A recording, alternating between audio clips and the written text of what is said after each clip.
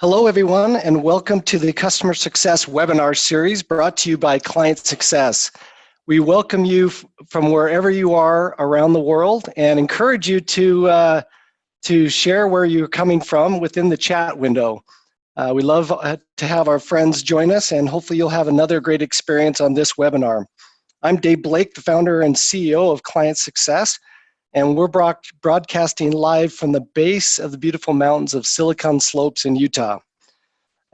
ClientSuccess is a customer success platform that empowers B2B SaaS companies to proactively manage their customer base, measure customer health, maximize customer retention and growth, and drive a culture of customer success within your organization. We're also proud partners and leaders and proud of our rankings of being a leader on with our partner G2 Crowd, and are excited to be a key player in the customer success community. We have a passion for our mission, which is building relationships that last, and look forward to the ongoing relationships with each of you. During our webinar today, we encourage you to be collaborative and to engage in the conversations via the QA options on the webinar, and also the chat features. If you have specific questions, feel free to submit those on our Q&A window, and our team, Sam File and Jaron Stevens, will be answering some of those questions as we go, and we'll also have our host answer some questions. If you want to chat and share insights with each other, feel free to do so within the chat window. And again, thanks for joining us. We see people from Cleveland, from Chicago, here in Salt Lake City, Ann Arbor, Michigan, our friends in London, San Diego, and elsewhere. Welcome to wherever you're joining us today. Also, please note that today we will be recording this webinar, and we will send it to your inbox later this week, so you'll have a full recording of this great presentation today. So enjoy the presentation, and we look forward to it. Today's topic is on the game-changing impact of customer advocacy. We're very thrilled to have Andrew Stapleton join us. He's in Chicago today, and he's our special guest presenter. Andrew is Vice President of Customer Success at G2 Crowd, the world's largest B2B software and services review site. He's been with G2 for 2 years now and leads the customer success, implementation, support, and solution consulting teams. Prior to joining G2 Crowd, Andrew worked with the same group of founders at Big Machines, that was acquired by Oracle, and Steelbrick, which was acquired by Salesforce. Welcome, Andrew. We're excited to have you, and we look forward to all the insights that you're going to share today. Well, great, Dave. Thanks very much. Can you hear me okay? Yep, we can hear you great. Wonderful. Well, thanks to you and to ClientSuccess for just a great privilege to join. We've spoken a few times in the past, and I came to the event at Sundance a couple of years ago. So just wonderful company, and just a privilege for our partnership and to jump on the webinar today.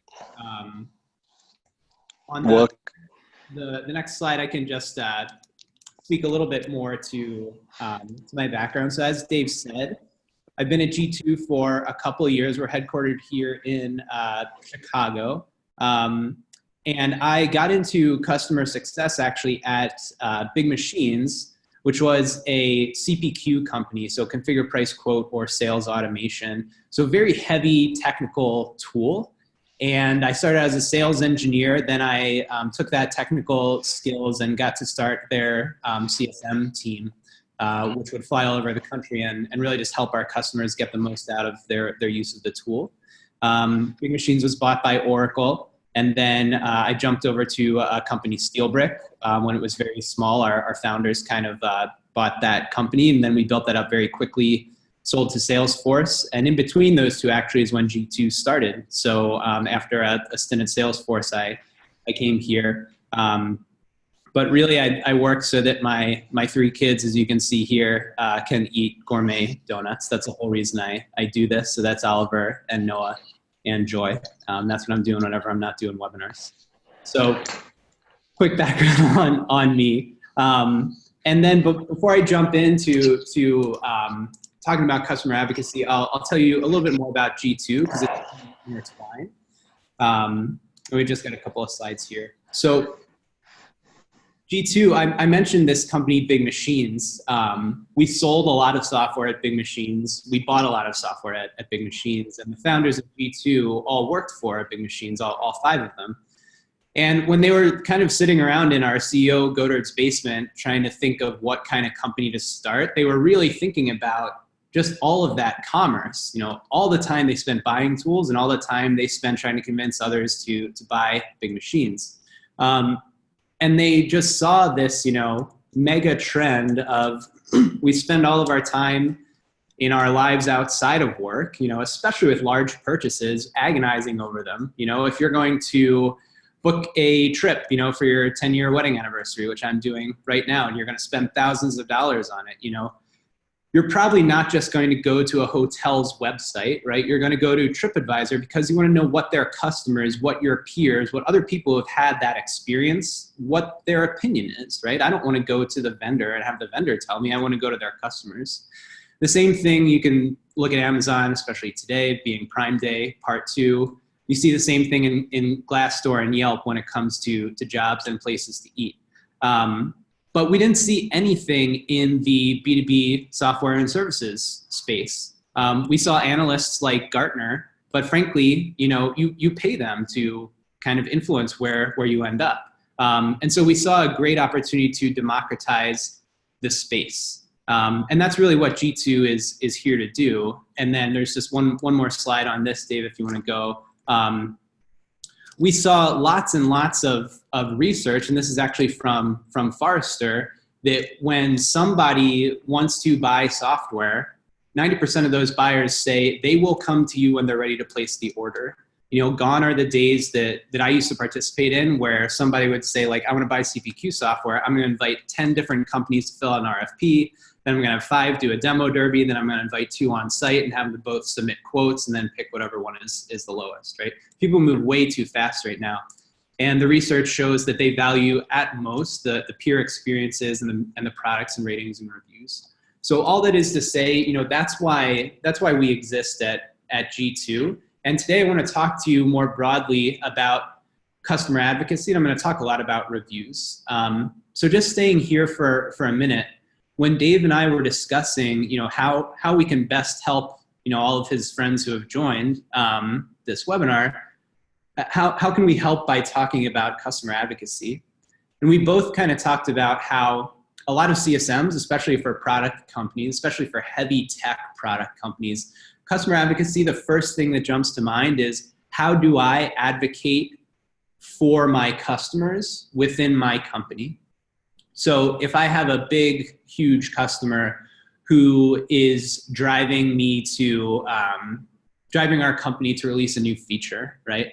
And maybe they're one of 2 or maybe the only customer who wants that. Customer advocacy, what that looks like is me being a great CSM by, going and buying drinks for the head of product management, becoming a friend, and then making sure that he takes care of my customer, right? And I've done that job quite a bit. But what we thought would be very beneficial today is, well, how can you get your customers to advocate for you, right? And then we started to think about and talk about all the ways that customers advocate for us. And I think one of the first things that came to mind was the idea of a reference call. So I know that a lot of people on this webinar are in customer success. Probably a lot of you are CSMs. And like a lot of you, I would have to drum up a lot of reference calls for our sales team. And I remember very specifically at Steelbrick, we had an amazing customer, and they were by far and away our highest volume reference call customer. And we really wore them out. And I spoke to sales in the region they were in saying, like, hey, we should take it easy and use some other customers from time to time. And then this customer actually came up to me at our event, and she said, I can't do them anymore. Like, you've run me into the ground. And that was really that was a bright moment for me in my career that I will never forget.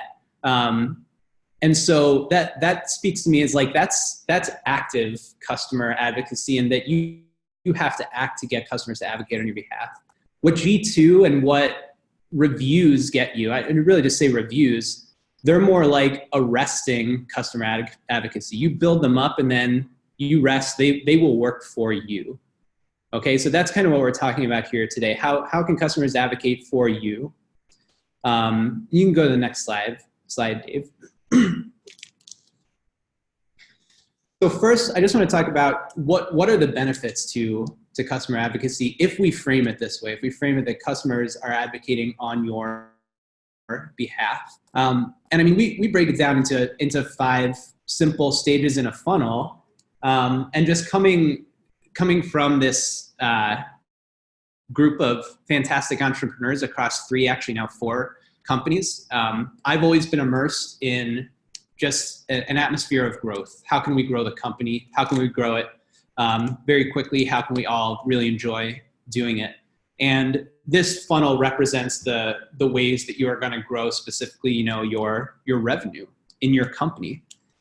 And a lot of people, when they start talking about reviews, when I'm talking to people about reviews, whether it's a larger company that's just starting to think about this, or whether it's, a 15-person company or just one person, in a startup, what they say all of the time is, I want reviews in order to validate my brand. I want brand validation. I want brand recognition. That's where it always starts. And that's where reviews can help, because if you go back to the TripAdvisor example, if I'm going to start a hotel, I guess that's a weird thing to just up and start, but no one's going to care if I say I'm the best hotel in San Francisco. Everyone's going to care if I have 3,000 great reviews and telling people why, I'm the best hotel. So that's just it. Just validating your brand, getting confidence, and frankly, like, that's free. You can go and get a ton of reviews at G2 at lots of different sites. And if I were starting a company tomorrow, that's the first thing that I would do as well. But then once you have a validated brand and you're really starting to go into growth mode, that's when you want to influence your buyers. Now, I'm going to use the word buyers a lot. And the way that I would use buyers and customers is that buyers is everybody, right? Everyone who works, in this case, let's say everyone who works for at least a tech company is a potential buyer, And then your customers are a subset of all those buyers. Because obviously, just because you have a customer on contract doesn't mean that they're with you in blood forever, right? They're always a buyer, and you always have to keep them happy, keep them engaged, keep them willing to re-sign with you. So influencing buyers, which Dave just did as he kicked off this presentation. So he had 4 different badges that showed not that he paid someone to say that they looked great, but that he's got hundreds of client success customers who validate his brand. And that is going to influence more people. That's going to influence people on this webinar to think more about client success, which they should, So that's the next level. Then, as you're influencing those buyers, you want to make it as easy as possible for them to get in touch with you. Aside from you doing outbound, you want to make it as easy as possible to have a thriving inbound channel for your business, because you validated your brand, you're a real company, people like you, you've influenced buyers to come and check you out. Now you want to make it as easy as possible for them to come to you. So what we see a lot is just embedded CTAs, embedded calls to action, that will target your in-market buyers, so those who are excited. And these CTAs, they can be on your website, they can be on LinkedIn and other social places, they can be in freemium versions of your tool, lots of different places that we see these. Then you talk about, okay, they're a buyer, now they're a prospect. They've signaled to you, or they've responded to your outreach that they want to be in a buying cycle, whether it's they're using you as a net new solution, whether you're replacing someone else. How can you use that same voice of the customer? How can you use your customers to advocate for you in order to close deals? So this is when you can do things like generate pieces of content that zero in on specific customer advocates. Maybe those customer advocates are going in depth about why you are better than your closest competitor, right? So let's say that you've got a piece of content that shows why you're better than your closest competitor, and it does it across different data points that say, well, our customer service is better by 70%, and that this exact feature, when measured apples to apples to our competitor, is also better, 20%.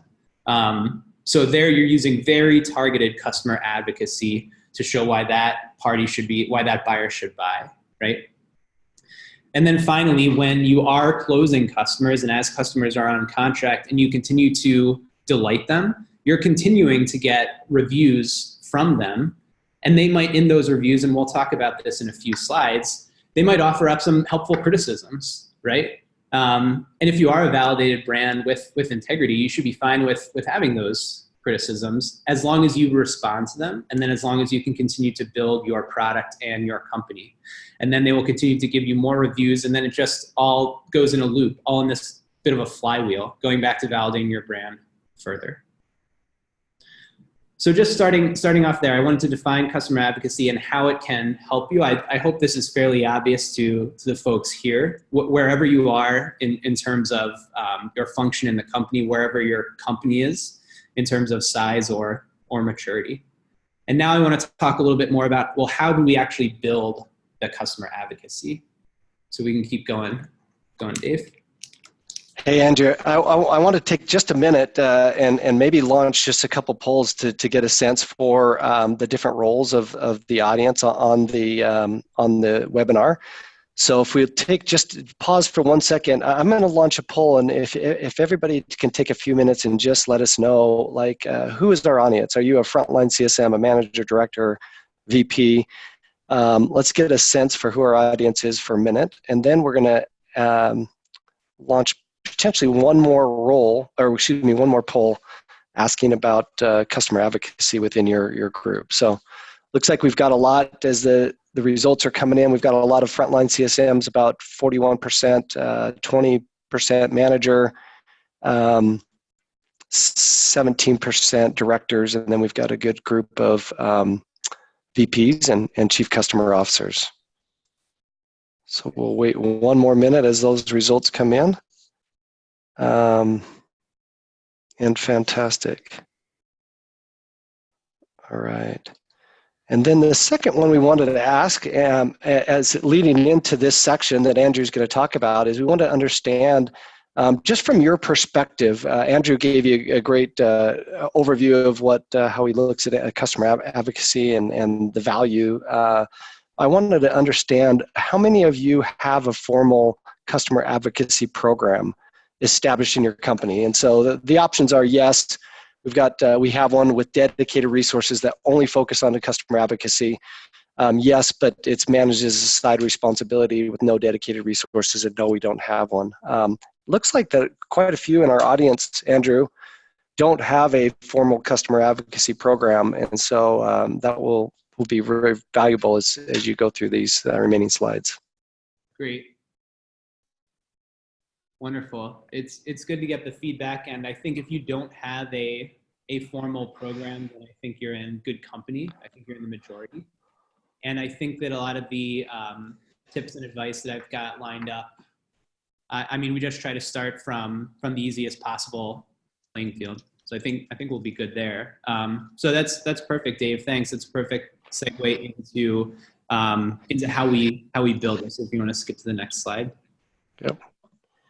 And now as I'm going through, I'm going to try to get a little bit more detailed here. So I'll just invite, if you've got questions, this is what I do all day. I'm happy to make this as interactive as possible. I think that'll be helpful to the audience. So please throw those out.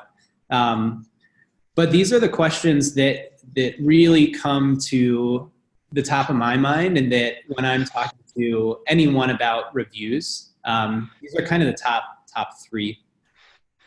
One is, well, who should own this? And as Dave just kind of naturally said in the poll, does someone own this full time? Is this formalized, or is this a side job? Who does it?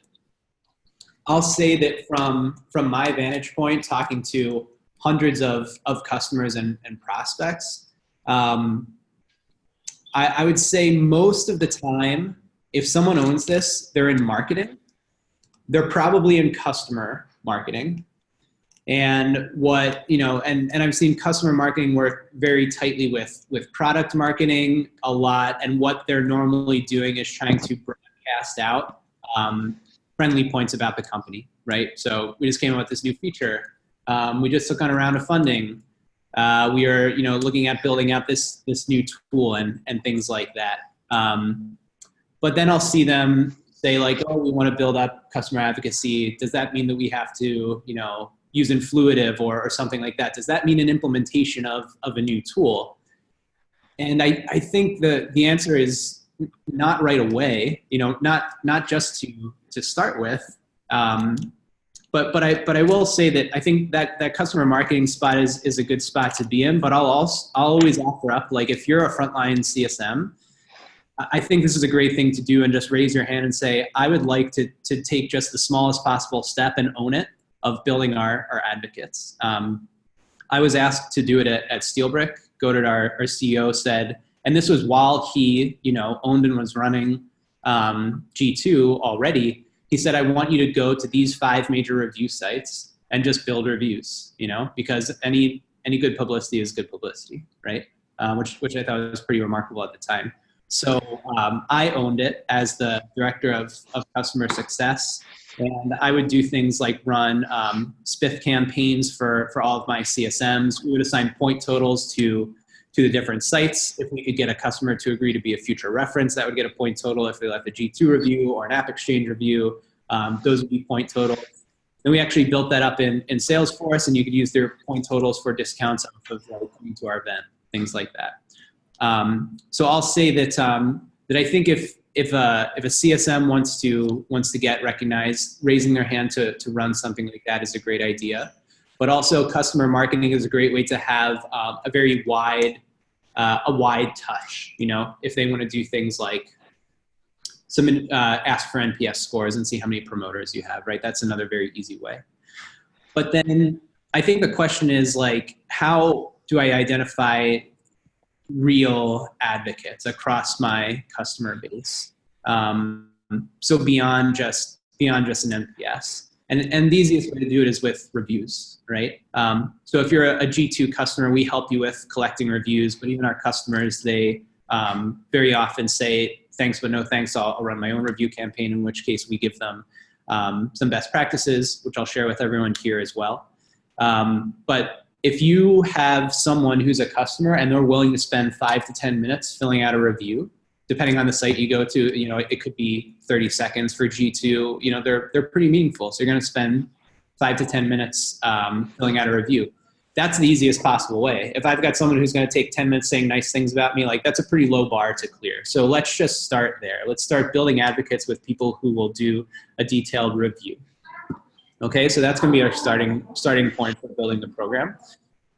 So then naturally the next question is, well, how and when do I ask customers for reviews? And as I was talking to Dave, he said that the best way to please his audience is to give very tight advice, right? So what can we do?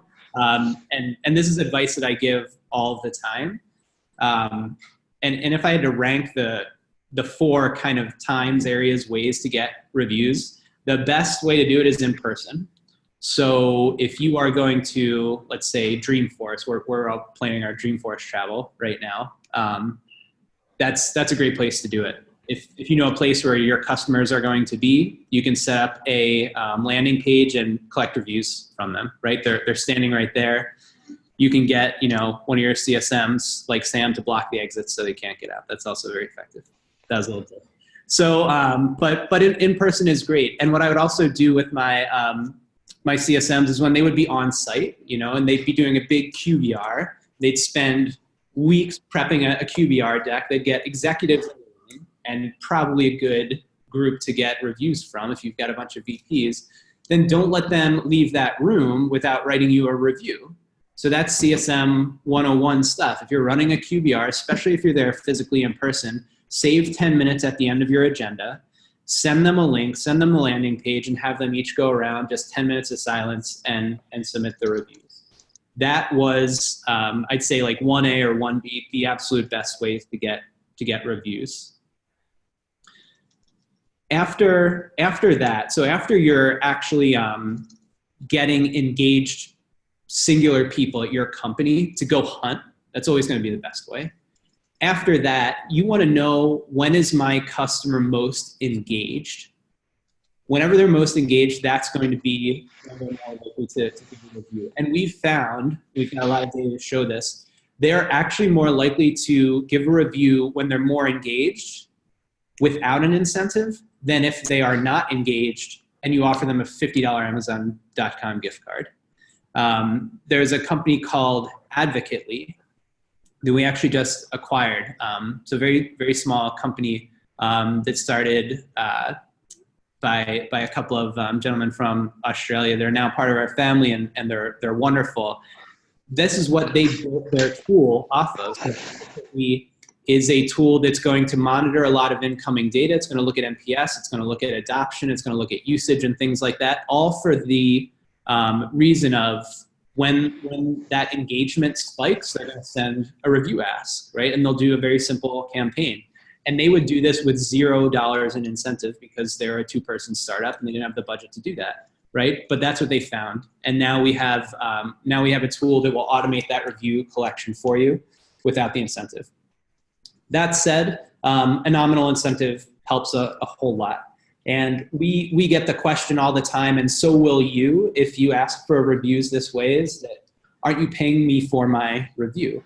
Now at G2, we have just a central standard of integrity, right? Our whole part of the company that manages reviews, vets reviews, is hermetically sealed off from sales. They both report into different people, and then those people report into our CEO, and that's very important just for me working here.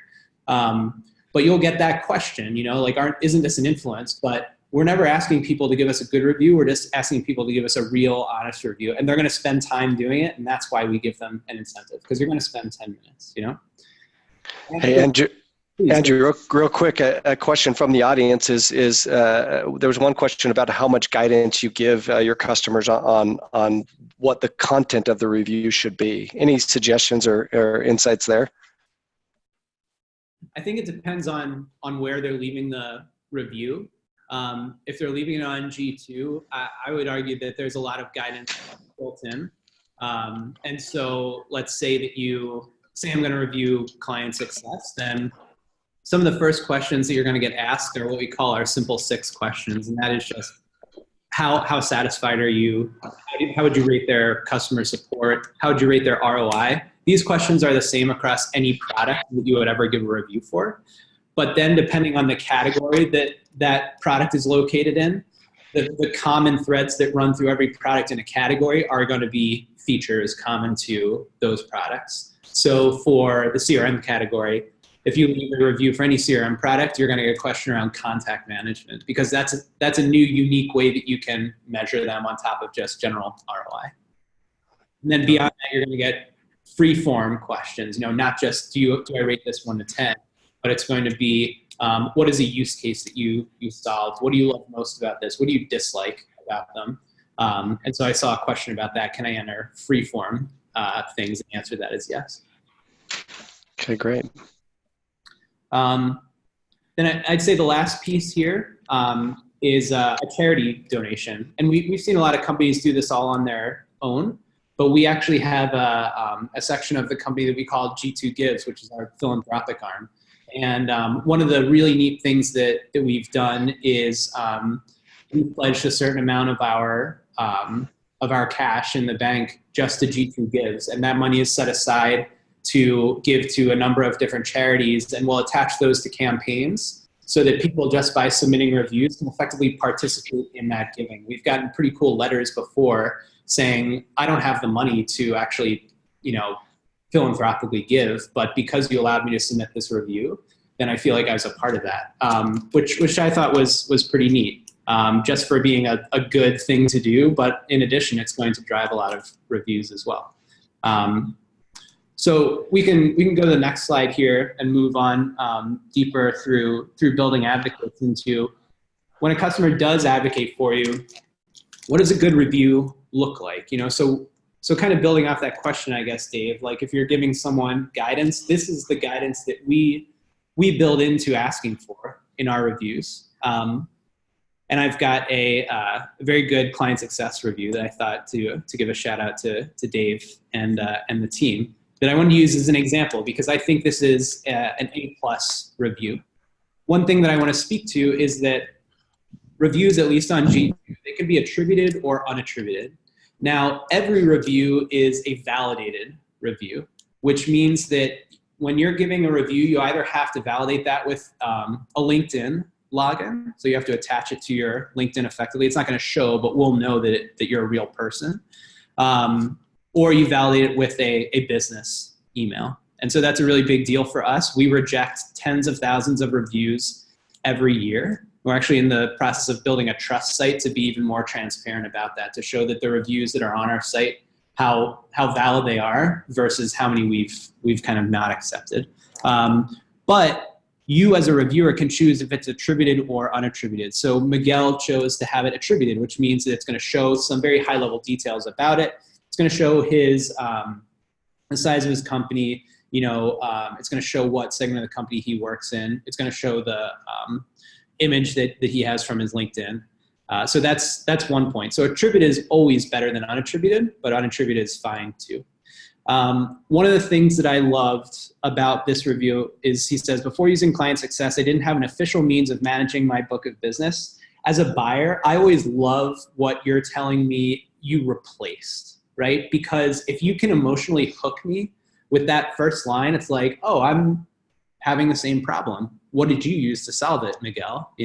And that's what he's doing here in the what did you like best section. So I really like that. Now, a counterintuitive piece here is that a good review has real dislikes, So, and I think this comes down to like the payment piece, right? This is how you'll know that you're not paying someone to write a review for you. That Miguel then says, here are the things that were a little bit difficult for me, and he says one or two things about UI. I get a lot of nervous customers and prospects that I talk to that always say, what if I get a bad review? And it's just going to happen. Go on G2's G2 profile. We get bad reviews, and I'm going to tell you what to do about bad reviews in a second. But what is inauthentic and what any savvy buyer will sniff out is if you've only got all 5-star reviews and no one ever criticizes your product, then something's up, right? Like your company is a mob front or something's going on. But people are not going to trust products that have no real dislikes. So I'm not saying you should hope for reviews that just scorch your company, but they should be authentic. That's very important. The next important piece is detail. So we actually automatically grade a review as you're filling it out. If you've ever filled out a G2 review, I believe you start with an F or a D score. Then the more words that you add, the more questions that you answer, you move up to a C-, C, C+, and on up to an A+ review. And I'd call what Miguel left here an A+ review because he's actually giving detail. He's saying what you replaced, what were helpful features, what would a feature be helpful if it were improved, what problems am I solving? I'm solving the problem that, I'm actually using ClientSuccess as an effective CRM. Like that is great. That's something that Dave wants to take and then share with all of his customers and prospects. Then the next very, very important thing, and I'm going to dig into this a little bit more deeply in the next slide, is the recency of reviews. Let's actually jump to the next slide here, Dave. Feel free to interrupt me if there are more questions coming in because I'm not looking at them. But buyers expect fresh reviews. So I was kind of speaking about authenticity, right? Buyers will be able to sniff out if a company looks like it's fake or like it's posturing if they're only great reviews with zero criticism. But they'll also obviously be able to sniff out if all of the reviews are old, even if they're great, So, back to the hotel analogy, when I fly out to visit our office in San Francisco, I'm always looking for hotels, looking at TripAdvisor. And if I haven't seen a review that's come in 5 months, then I'm definitely not going to stay at that hotel, especially if they had a bunch before then, because something's just not right there. But just some more overwhelming research here that was actually done by our friends at Advocacy as they were joining. So obviously, as I kind of made the point, everyone consults reviews prior to purchase. 85%, they'll ignore the reviews that are older than 3 months. And then we see that 60%, they won't even consider reviews that are more than 2 weeks old. I think that's pretty powerful, right? And the fact that, just in the marketplace today, everyone is trying to gather more and more reviews. You can expect these stats to get even more discriminating as time goes on. That's the other big piece of having good reviews, is how recent are your reviews. In the next slide, I believe I'm speaking to responding to a bad review. But Dave, in the meantime, any thoughts or any questions from the crowd? No, I think you answered one. Jay Randall was asking if there's data to show whether buyers are more or less likely to ignore older negative reviews versus positive. And I think some of the data is sent there, or was provided in that previous screen. And then I think those are the main questions for now. Good. Okay. Yep. This is another question that I get all the time that I thought would be helpful for the audience. As I said, I talk to not every company out there, but a lot of them are still kind of wading their way into the review economy, and they're very nervous about getting a bad review. And so if I calm them down enough to realize that they will get them from time to time, then the next question is, but what do I do about it? And I feel like I can speak from authority. As soon as I got to G2, Godard said, we need someone to be in charge of our reviews, right? Just looking at them, seeing how we respond. So I raised my hand. I said I would do that. And what I do is every Thursday morning on my hour and 15-minute train ride in, I look at our latest reviews, right? And so we normally right now, probably get 2 or 3 new reviews a week using Advocacy, just kind of automatically. So I would argue that someone in CSM leadership should own this. And again, if no one wants to do that, with mostly frontline CSMs here, I think it's a great way to get recognized at your company, is to raise your hand and say, hey, on my own volition, I'm going on to G2, I'm going to Capterra, I'm going to App Exchange, and I'm noticing these bad reviews, and here's what I think we should do about them. So that's ownership. Then one of the things that I really like is when you have the appropriate role to respond. So if you look at our reviews, our G2 reviews in our G2 marketplace solutions on G2, I do respond to a fair amount of them.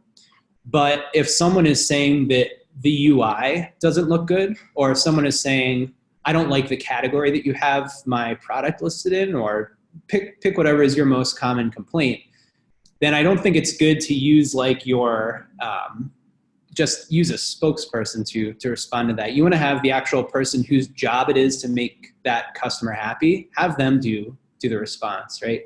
So, I'm good friends with our head of product marketing. I'm good friends with our CTO. I'm good friends with our people in research who are in charge of guiding products into their categories. I'm good friends with people who send out our emails and outreach. All of those people I have either, bought coffee or drinks for, or just beg them to do this, because it's very impactful for your customers to see that the right person in this company cares about me.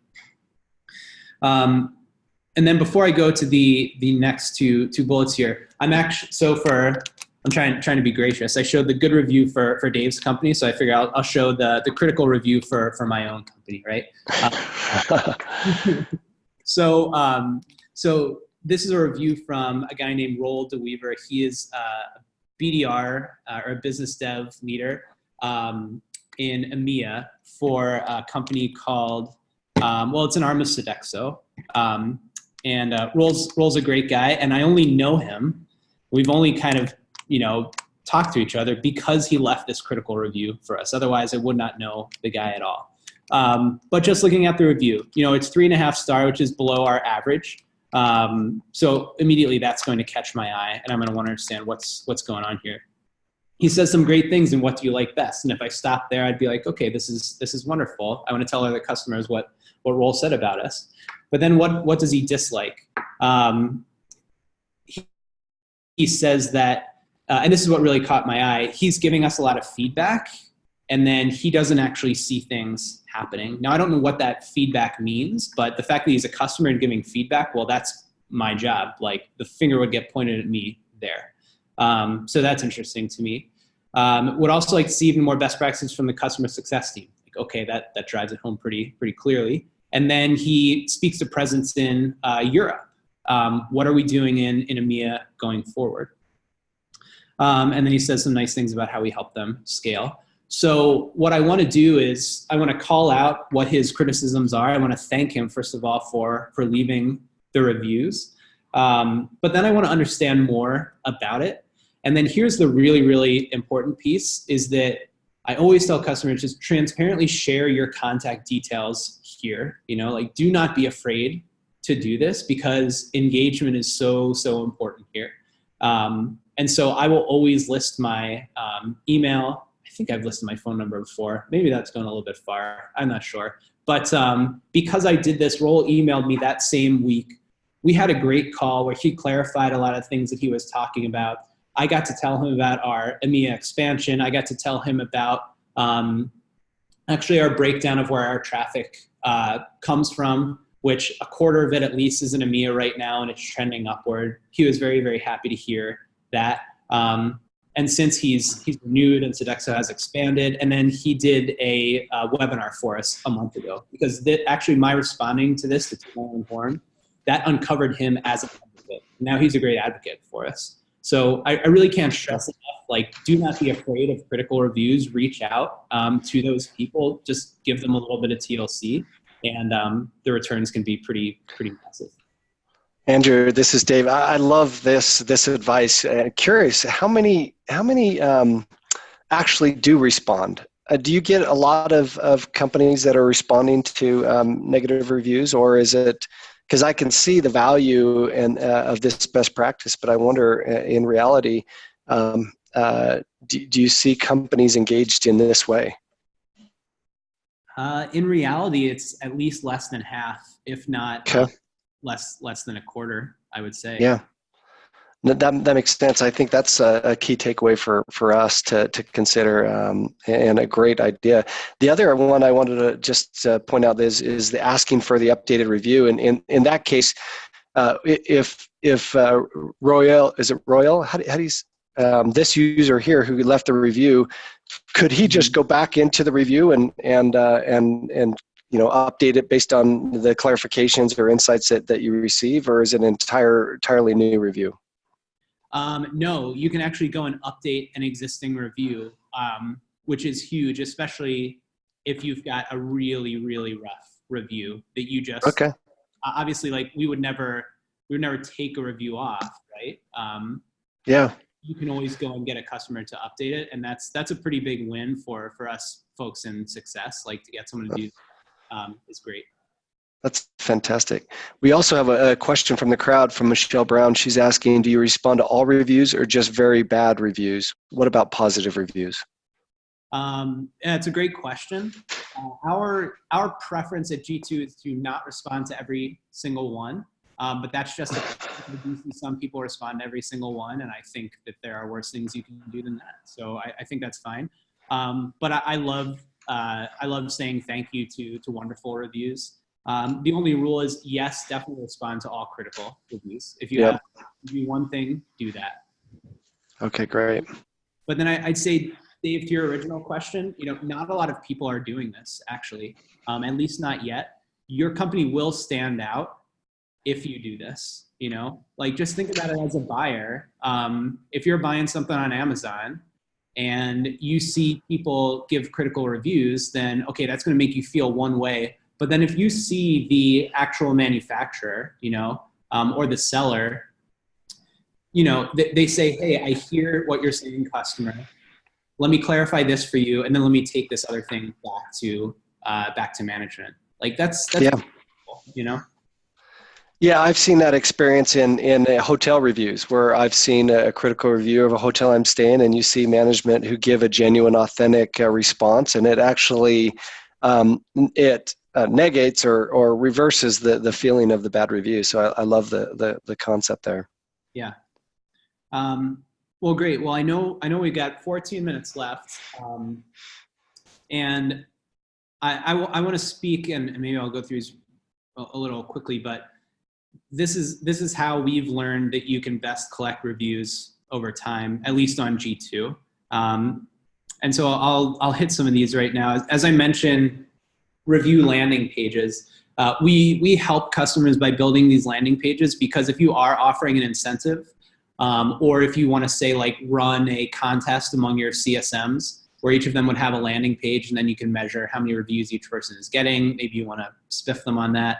Or if you want to have charity donations, you have to identify those via different landing pages. So we build, I would say, probably hundreds of these every day for customers and prospects. I mentioned email campaigns with kind of like respectful reminders for submitting reviews. I mentioned the personal outreach from the CSM team, but I'll also add in, if you are a small company, and here I'll say 100 employees or less, getting your founder or co-founders involved in just going through their Rolodex and just ask each one of them, like, who are the 5 people you know the most that can get reviews? That's how a lot of people actually shoot up on the G2 grid when they first land there. I'll just tell them to do that. It's high investment if you view 25 minutes of work as high investment, but there's nothing more effective. And then also just listing in your email signature, just a link, hey, review us on G2. It's a very, resting way to get more customer advocates. I mentioned on-site at events. So you can always have a landing page built for you, and then just do that. So if Dave then is going to Dreamforce with ClientSuccess, even if he's just walking around, if he does not have a booth, he can always do that. We can help you staff kiosks. We can staff them for you. We were at, this is a big example, but we went to Amazon reInvent last year because they wanted us to help collect reviews. I think we collected 10,000 for them, but then again, that's Amazon. Social media is a great way to do it. We've had a lot of customers. Zoom is actually a big one that's done this at times, collected via in-app integration. So you may have seen when you close a Zoom meeting from time to time, that'll ask for your experience and to share it on G2. I spoke about building it into the CSM process. We also have tools to help you get all of your review data captured real time into your CRM. So like if you use Salesforce, you can get all of your reviews in there. That's a great way to track them. Following up on an NPS ask is a great way to get reviews. And then your customer advocacy application. So this could be anything like Influitive, as I mentioned before, or an Advocately type tool. I think we can move on from there. And then this was my last point that I wanted to touch on, since probably most everyone here is from a success standpoint, a customer success standpoint. And I haven't really talked about churn too much. So I wanted to end on a note with, well, how can reviews help you fight churn? How can customer advocacy help you fight churn? It makes sense that it should, right? So if you've got trusted people whose voices mean something, saying nice things about you on one hand, then on the other hand, you've got folks who might be looking to move away from your company and your solution. Well, how can one help the other? So if you want to jump to the next slide, Dave. So when we talk about churn, this is another thing that I talk about a lot, that when I talk to people about G2 and then churn, they don't make the connection. Like, how can you help me do this?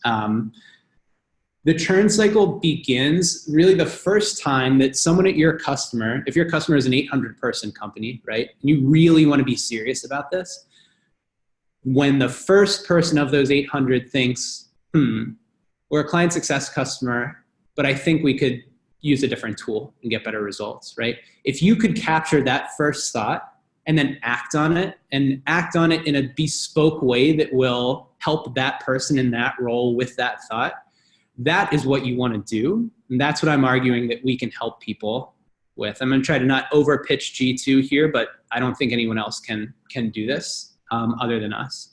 So when someone has that thought, the first thing that they're going to do, like any of us other human beings, is they're going to go to Google and they're going to Google something, right? They're going to Google possibly, client success alternatives, because maybe they know that they're using client success, but maybe they're in an ops role and they're 6 years out of college, and their boss said, hey, we're thinking about a customer success software. And maybe in an 800-person company, that person's boss, he or she might not realize that they use client success. So now you've got this like churn infiltrator. So they might go Google just best customer success software. So I'm 6 months out of school. I don't know what's going on, right? Then as the churn cycle escalates and I've learned more about that category, I've learned there are many different tools in this space. Then I'm going to be down what we've heard referred to as the shadow funnel. So it's not actually my revenue funnel. It's like the revenue funnel that crosses over into my competitor's funnel, right? So now they're going to look at another tool. Maybe they're going to look at, and Dave talked about an example here, like Tatango reviews. Or maybe they're going to actually be more scrutinous on the client success reviews. So like if you've got a customer and they're looking at your reviews, I'm always a healthy skeptic about stuff like that because I want my customers to stay my customers. So I'm like, okay, why are you reading my reviews? You're mid-contract. What are you doing? I'm going to get nervous about that. And then especially if they do something like Googling client success versus Tatango, then that's really going to get my attention. But so what I want everyone to understand is this is how buyers work. We have 3 million plus buyers come to G2's site every day. That's unique visitors, and this is what they are doing. It's a thriving marketplace. And Dave, are you able to switch over to the Chrome browser that we had set up, just so I can show this really quickly? And as Dave is going there, where I want to bring this home is that each time somebody does one of those Google searches, and if you go to the tab to the left, Dave, customer success software. So this is the example. If I'm 6 months out of school and I'm an ops person and I'm Googling just customer success software, a very common search term, right? So we're going to be second here on organic SEO. That best customer success software in 2019, that's going to bring you to our grid. And that's going to put that person in the top of a funnel to maybe renew with you, maybe look at one of your alternatives, but you want to know. That's the point. And if I look at Tatango alternatives, you can go ahead and click on that. Then the top unpaid, so the top organic hit, Tatango alternatives and competitors. So there actually, client success is probably going to show up, because they're a top alternative to Tatango. And then client success reviews, you see that the top hit there is also G2.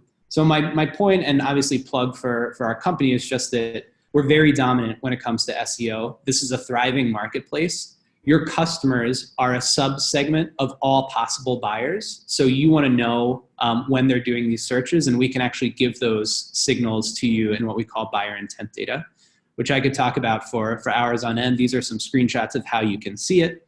But I'll stop there at 5 minutes left. And Dave, if you've got any questions, if anyone else has, please let me know. But it's been an absolute pleasure, and thank you again for the invitation.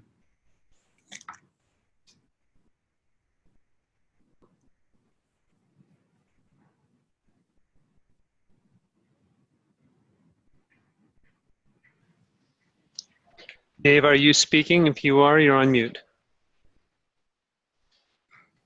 Sorry, we do have some questions.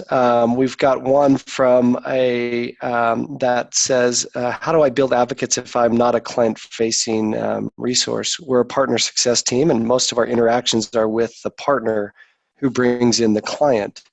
However, our KPIs are no different if compared with the customer success individual who have face time with the client. So any insights about helping build advocates when you're, I guess, one partner removed from the frontline customer?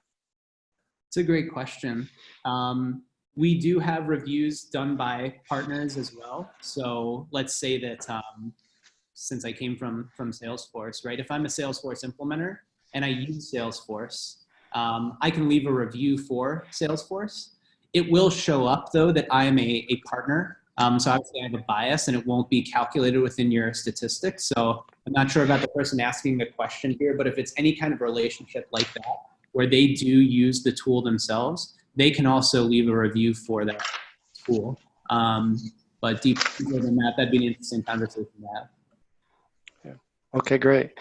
One other question is the difference between incenting a customer to do a review by either offering to donate to a charity or give a Starbucks gift certificate versus just doing a surprise and delight at the end and rewarding them with something similar but on the back end. Any best practices or thoughts or better results either way? My thought is that any way you can get them, and the most efficient way that you can get reviews, then do that. Yeah. If you're the best CSM and all your customers are happy, then you've got it easy. Just a quick blast email should do it, but that's not everybody. Our data does show that the best way to do it is just when they're engaged. So when they're using the tool or after they've given you an NPS score, and so they're already in feedback mode, they're already thinking about you. If you ask them at that time, whether you're offering an incentive or not, doesn't matter. That's fantastic. All right. Well, I think that's it. We are really grateful for Andrew for joining us today. Andrew, you gave some awesome insights to our audience. And hopefully we can all take away some great golden nuggets to implement across our organization to drive better advocacy. Thank you for everybody who joined. ClientSuccess is here to help. We love to engage, to help as partners, to help through our platform, and to help any way that we can. So please reach out to us at clientsuccess.com. or dave@clientsuccess.com, and we'd love to engage with your team. And we're, again, grateful for Andrew and our great partners at G2 Crowd, and wish everybody a great week, and we'll see you here in a few weeks for the next Client Success webinar. Thanks, everyone.